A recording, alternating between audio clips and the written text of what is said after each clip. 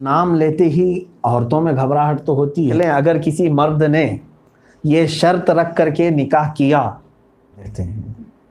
طلاق طلاق طلاق، نام لیتے ہی عورتوں میں گھبراہٹ تو ہوتی ہے، لیکن مردوں کو مسائل سیکھنے کی کوئی بھی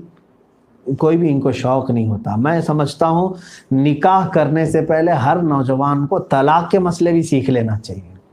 کیونکہ ایک کوئی گھر ہے جس کا ایک انٹری گیٹ ہے اور ایک ایگزٹ ہے، دونوں معلوم ہونا چاہیے کہ آپ انٹری گیٹ تو آپ کو معلوم ہے انٹر ہونا ہے، ایگزٹ کہاں سے ہونا ہے یہ نہیں معلوم ہے آپ کو۔ ہو سکتا ہے آپ چلتے پھرتے اچانک ایگزٹ ہو جائیں، تو آپ نہیں چاہتے تھے اور ایگزٹ ہو گئے، ایسا بھی ہو سکتا ہے نا۔ اسی لیے شادی نکاح جو ہے ایک زندگی میں انٹر ہونے کا راستہ ہے اور طلاق ایگزٹ کا راستہ ہے۔ اگر آپ کو ایگزٹ کا راستہ دروازہ معلوم نہیں تھا تو چلتے چلتے کبھی بھی ایگزٹ ہو جائیں گے، آپ کو پتہ بھی نہیں چلے گا۔ طلاق جو ہے اسلام میں اس کو آج بدنام کرنے کی کوشش کر رہی ہیں ہماری مودی میڈیا، لوگ گودی میڈیا کہہ رہے ہیں، مودی میڈیا آج جو پورا کا پورا طلاق اور 3 طلاق کے معاملات کو لے کر کے یہ لوگ جتنا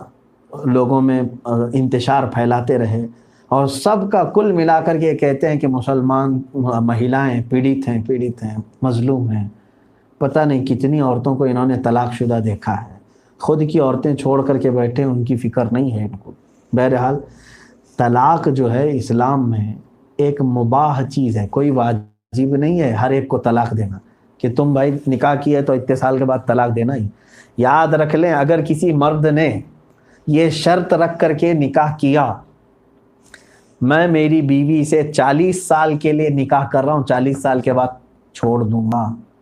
معاذ اللہ رب العالمین، اس کا نکاح ہی نہیں ہوا بلکہ وہ 40 سال بھی اس نے زنا کیا، کیونکہ ہمارے ہاں وقت مقرر کر کے نہیں کیا جا سکتا کسی چیز کا، یعنی نکاح میں بلا تحدید ہم نکاح کریں گے، یعنی وقت نہیں مقرر ہے۔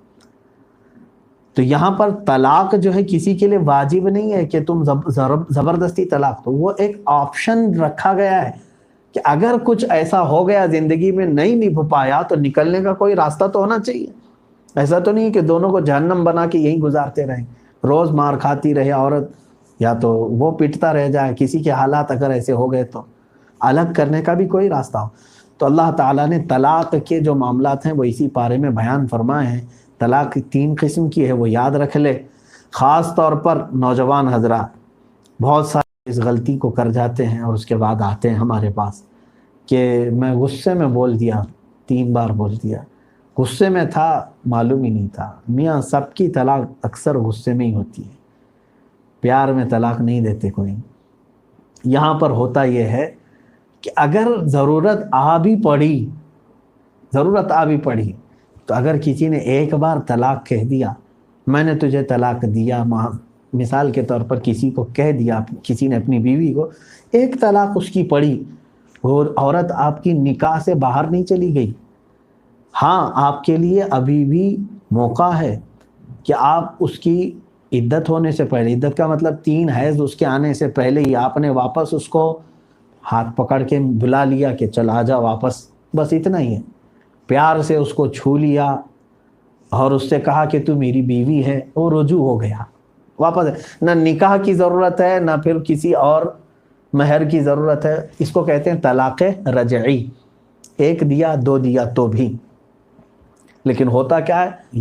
یہ چیز جو ہے یہاں پر بھی صبر کی ضرورت ہے میرے عزیز۔ صبر جس کے پاس نہیں ہے وہ بیوقوف آدمی ہے، اپنی بڑی بڑی چیزیں کھو جاتا ہے اور اس کے بعد سوچتا ہے۔ عقل مند آدمی وہ ہے جو پہلے پورا سوچتا ہے پھر کام کرتا ہے۔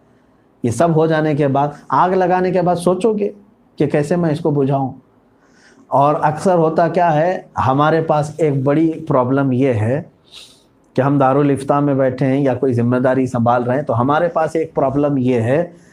کہ ڈاکٹروں کے پاس جب بیمار ہوتے ہیں تب جاتے ہیں نا،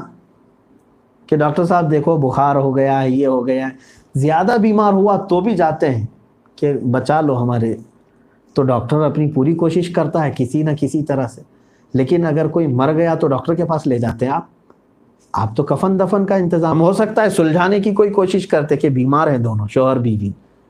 ہم اس کا علاج دیتے. 3 پورے طلاق دینے کے بعد مر چکے ہیں اور وہ میتیں لے کر